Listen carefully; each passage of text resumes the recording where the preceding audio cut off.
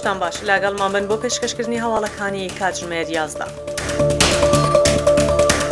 ئەنجومەنی وەزیرانی کوردستان با سەرۆکایەتی مەسرور بارزانی لەسەر چەند تەوەرێکی گرنگ کۆ دەبێتەوە. بەڕێوەبەری فەرمانگەی ژینگەی سۆران بڕوانامەی کۆرسێکی ڕاهێنانی ژینگەی لە وڵاتی چین بەدەستهێنا. وەزارەتی دارایی ڕاگەیاند بانکی TBI یەکەمین کارتە بانکیەکانی ڕادەستی تیمی هەژماری من کرد.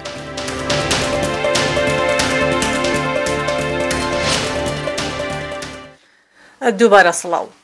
ئەنجومەنی وەزیرانی کوردستان با سەرۆکایەتی مەسرور بارزانی لەسەر چەند تەوەرێکی گرنگ کۆ دەبێتەوە. ئەمڕۆ چوارشەممە ئەنجومەنی وەزیرانی هەرێمی کوردستان با سەرۆکایەتی مەسرور بارزانی تەوەرەکانی خستنە ڕووی راپۆرتی دووەمی جێبەجێکردنی پلانی حکوومەتی هەرێمی کوردستان بۆ مافەکانی مرۆڤ و بابەتی وەرگرتنی گەرمی جوتیاران گفتوگۆ دەکەن. هەر لا کۆبوونەوەی ئەمڕۆی ئەنجومەنی وەزیراندا خستنە ڕووی دوا پێشاتەکانی دۆسیەی دەستپێکردنەوەی هەناردەی نەوتی هەرێم گفتوگۆکردن لە سەرداشکاندنی ڕێژەیەک لە پارەی کەڵەکەبووی کارەبا. بەڕێوەبەری گشتی کارەبای سۆران بازاری کرمانجی ڕاگەیاند لە سنووری ئیدارەی سەربەخۆی سۆران 83,000 هاوبەشی کارەبا هەیە کە بەسەر جۆرەکانی ماڵان، میری، بازرگانی، کشت و کاڵی و پیشەسازی دابەش بوونە بڕە پارەیەکی زۆری کارەبا قەرزدارن. ئەندازیار ئەردەوان ئیبراهیم بەڕێوەبەری گشتی دابەشکردنی کارەبای سۆران ئاشکرای کرد هاوبەشان نزیکەی 76 ملیار دینار قەرزی کارەبایان لەسەر کۆبووتەوە. حکوومەتی هەرێمی کوردستانیش ڕەچاوی دۆخی هاوڵاتیانی کردووە و دەتوانن بە چەند قیستێک پارەی کارەبا بدەنە بەشی فرۆشیاری یا ژمێرکاری کارەبا.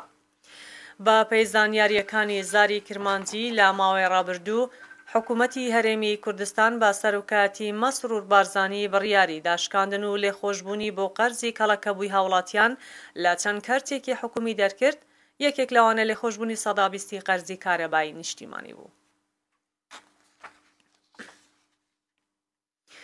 هەژار ماهیر بەرپرسی فەرمانگەی ژینگەی سۆران بازاری کرمانجی گوت لە میانەی بەشداریکردنمان وەک شاندێکی ژینگەی هەرێمی کوردستان لە وڵاتی چین بۆ ئەوەی سوود لە ئەزموونیە وڵاتە لە ڕووی پێشخستنی ژینگە وەربگرین لە ماوەی 15 ڕۆژدا چەندین کۆبوونەوە و چالاکیمان ئەنجامدا. ببورن گوتیشی لە کۆتاکارەکانمان وێنەی ئەشکەوتی شانەدەرم پێشکەش بە زانکۆی مەنگۆلیا کرد. هەروەها وەک بەڕێوەبەری فەرمانگەی ژینگەی دارەی سۆران بە ئاڵای کوردستان و جلی کوردی بڕوانامەی کۆرسێکی ڕاهێنانی ژینگەی نێودەوڵەتیم لە وڵاتی چین بەدەستهێنا. وەزارەتی دارایی و ئابووری حکوومەتی هەرێمی کوردستان بڵاوی کردەوە کە بانکی عێراقی بۆ بازرگانی TBI یەکەمین کۆمەڵەی کارتە بانکیەکانی ڕادەستی تیمی هەژماری من کرد. لەو ڕاگەاندراوێکدا وەزارەتی دارایی بڵاوی کردوتەوە کە ڕۆژی سێشەممە لە چوارچەوەی پرۆسەی بە بانکیکردنی موچەی فەرمانبەرانی هەرێمی کوردستان لە ڕێگای پرۆژەی هەژماری من بانکی عێراقی بۆ بازرگانی TBI دەستی کرد بە ڕادەستکردنی یەکەم کۆمەڵەی کارتە بانکیەکان بە تیمی هەژماری من کە پێکهاتبوو لە 3 کارتی بانکی 368 فەرمانبەری سەرجەم وەزارەتەکانی حکوومەتی هەرێمی کوردستان. ئەوەش خراوەتە ڕوو حکوومەتی هەرێمی کوردستان بە پەرۆشەوە چاوەڕێی وەرگرتنی کارتە چاپکراوەکانی دیکەی بانکەکەیە بۆ ئەو فەرمانبەرانەی کەوە بانکی ناوبراویان هەڵبژاردبوو. لە چوارچەوەی پرۆژەی هەژماری من و لە ماوەی هەفتەکانی ڕابردوودا زانیاریەکانیان بۆ بانکی ناوبراو نێردرا بوو تاوەکو بە زووترین کات بتوانێت کارتەکان ڕادەستی فەرمانبەرانی خوازیار بکات. هاوکات لە ڕاگەاندراوەکەی وەزارەتی دارایی ئاماژە بەوەش کراوەکە هەر بەم بۆنێشەوە هیوادارین سەرجەم و چەخۆران بەردەوام بن لە تۆمارکردنی خۆیان لە پرۆسەی بە بانکیکردن لە ڕێگەی هەژمار هەڵبژاردننی یەکێک لەو 7 بانکانەی کە ئێستا لە پرۆژەی هەژماری مندا بەردەستن. ئێوارەی دوێنێ سێشەممە حکوومەتی عێراق بە شێوەیەکی فەرمی پشووی ڕۆژانی جێژنی قوربانی ڕاگەیاند.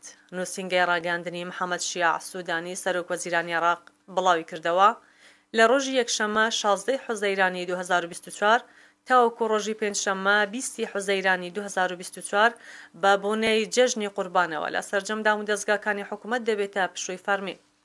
ئەوەشی خستە ڕوو لە ڕۆژی یەکشەممە 23 حوزەیرانی 2024 دەوام لە دام و دەستگاکانی حکوومەتی عێراق دەست پێ دەکاتەوە.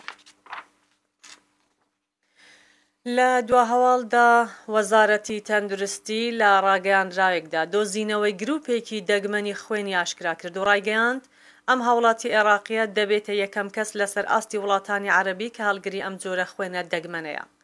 لە ڕاگەاندراوەکەی وەزارەتی تەندروستی عێراق داهاتووە هاوڵاتیەکی عێراقی هەڵگری جۆرێکی دەگمەنی خوێنە لە جیهاندا کە بە بۆمبای فێنۆتایپ ناسراوە.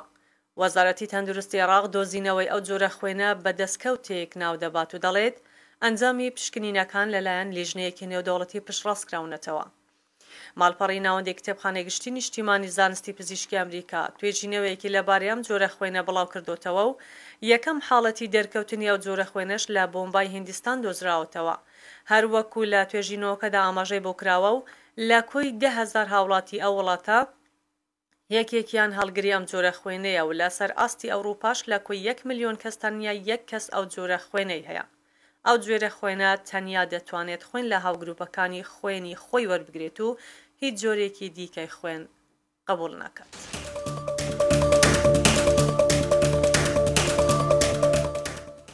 لە ستۆدیۆ زاری کرمانجی گەشتی هەواڵەکان پێشکەشکرا تا بێگەشتەوەمان خواتان لەگەڵ.